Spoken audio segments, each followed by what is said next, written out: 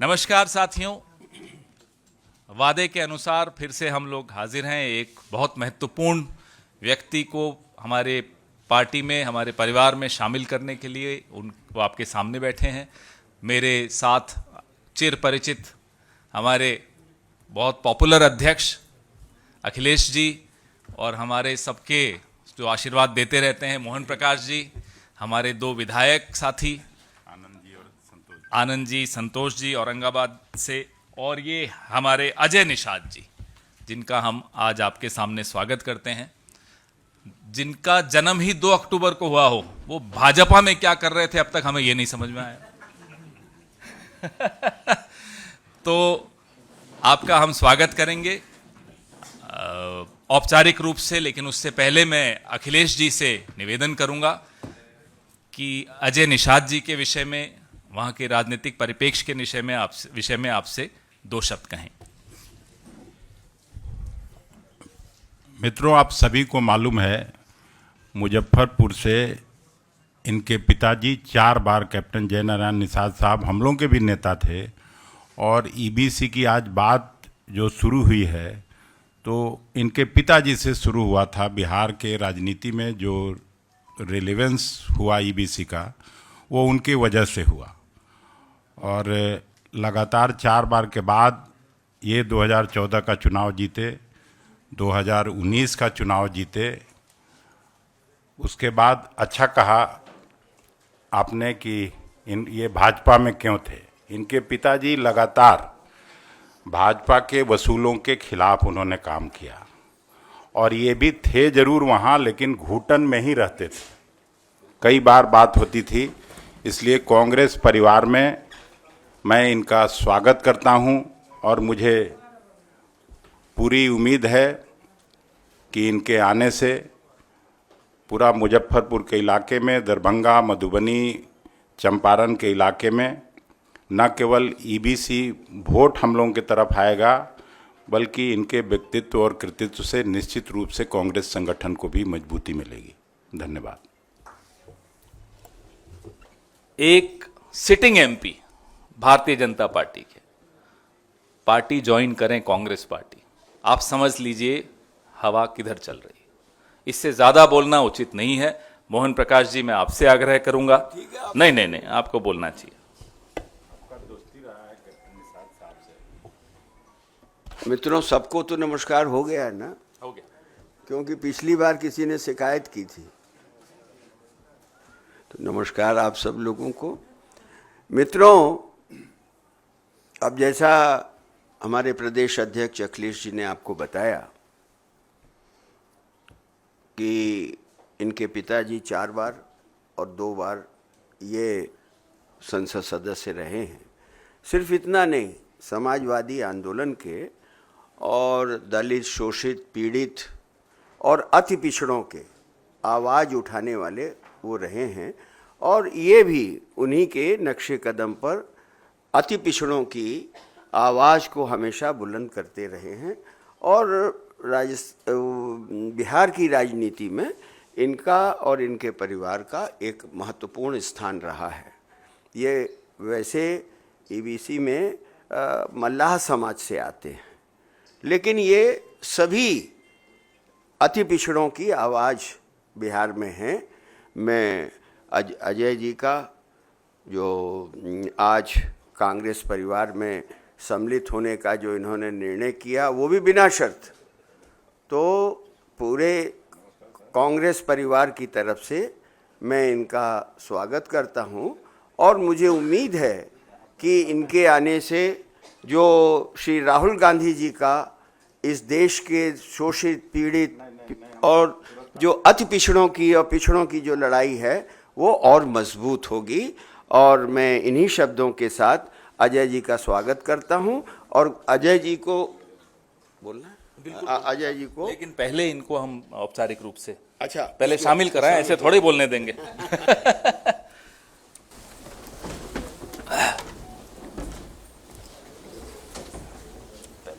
पहले थोड़ा इधर आ जाओ आप इधर, हाँ, आप सेंटर। यहाँ यस, आपका स्वागत है कांग्रेस, अरे नहीं नहीं नहीं, ऐसा नहीं, ऐसा नहीं, ऐसा नहीं। आइए, चलो, कांग्रेस परिवार में स्वागत। स्वागत है, थैंक यू। रुकिए, अभी और है, अभी और आइए ले लो। ले लो तुम लोग। एक जावेद जी बोलो। जावेद जी सीसी के मेंबर हैं। महत्वपूर्ण आदमी। तुम मिलाइए। सर आशीर्वाद लेंगे सर, आप हमारी खुशी के साथ रहेंगे। हाँ जी, आनंद शंकर रंगावत, बहुत बहुत स्वागत है। अरे बीच में आवत अनिल दिखाया जाए, ये आइए, ये हाँ, खड़े होना है। आ जाओ आनंद। हो गया। थैंक यू, आइए। हाँ, आपका स्वागत है। अब आप अपने विचार सबके सामने रखें।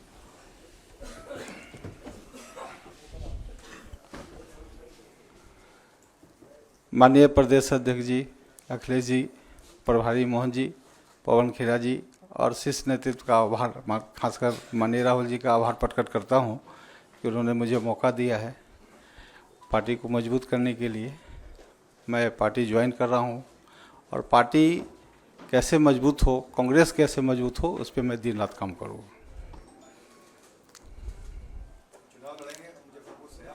वो पार्टी का शीर्ष नेतृत्व तय करेगा। जी सर, मैंने पूछा था तो उन्होंने एक लाइन में जवाब दिया कि आपका सर्वे रिपोर्ट गलत था। तो मैंने बताया कि मैं 4,10,000 वोट से चुनाव जीता हूँ। तो उन्होंने कहा कि आपका वोट तो है नहीं, सब ऊपर वाले का वोट है। तो मुझे भी किसी का अहंकार तोड़ना है और अपना खोया हुआ सम्मान हमको वापस पाना है।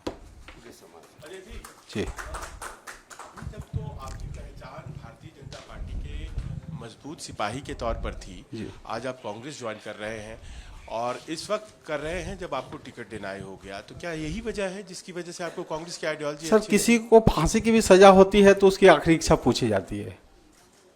सर मेरा आप टिकट काट रहे हैं, आपने मुझे एक बार पूछा भी नहीं, सीधा सीधा मैंने अखबार टीवी में देखा कि मेरा टिकट कट गया, तो कहीं से न्यायोचित नहीं है सर।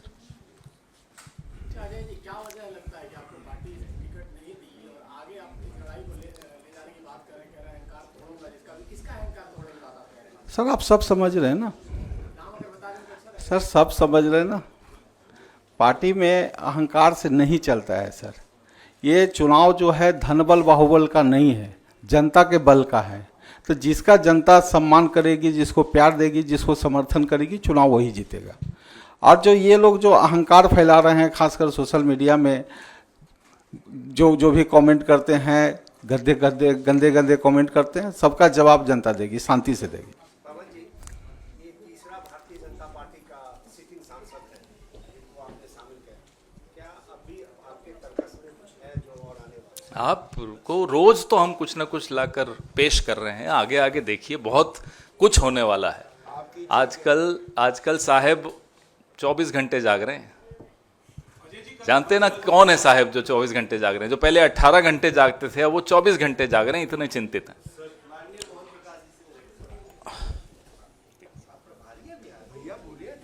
कहाँ मना कर स्थिति स्पष्ट कर दी। आरजेडी ने सिंबल दे दिया है, पप्पू यादव कह रहे हैं चुनाव लड़ेंगे वो और आलाकमान का इंतजार है उनको। क्या अगर वो पार्टी डिसिप्लिन को तोड़ते हैं तो उन पे कार्रवाई होगी, या आप लोगों ने उनको ये कह रखा है कि फ्रेंडली फाइट के लिए आप जाइए, चुनाव लड़िए, पार्टी आपके साथ है?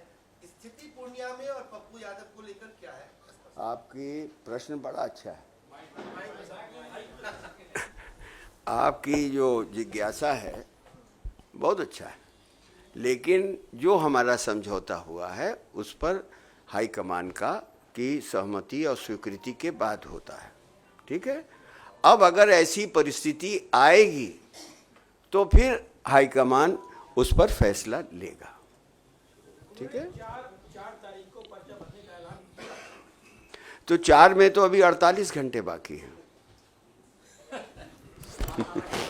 अजय जी, कल आप राहुल गांधी से मिले, तो क्या उन्होंने आपको हरी झंडी दे दी है? जैसे पार्टी में शामिल होने की हरी झंडी दी, क्या चुनाव लड़ने की भी हरी झंडी दी है? और एक अखिलेश जी से सवाल है कि सर सीईसी हुए 2 दिन हो चुके हैं, बिहार से लेकर दिल्ली तक इंतजार हो रहा है तीनों सीटों पर कैंडिडेट के ऐलान का, तो वो कब तक हो जाएगा? पहले आंसर कौन करे, जो कुछ बता दीजिए। अब वो आप तय करिए सर। सर,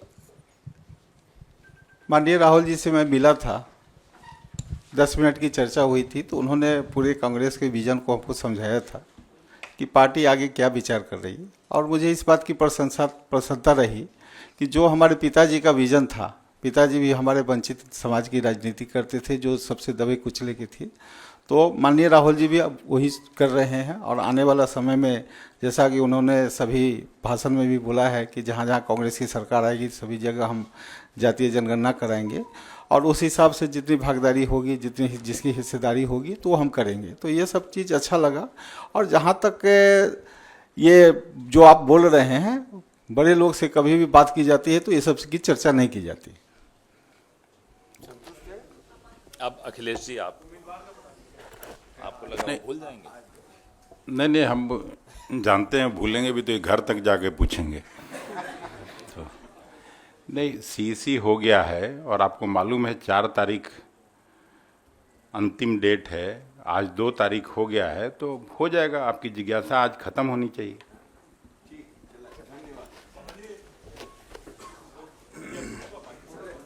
हो गया, हो गया, हो गया। लाइए, हाथ लाइए, लाइए। सर, उनकी इच्छा है तो कर दीजिए।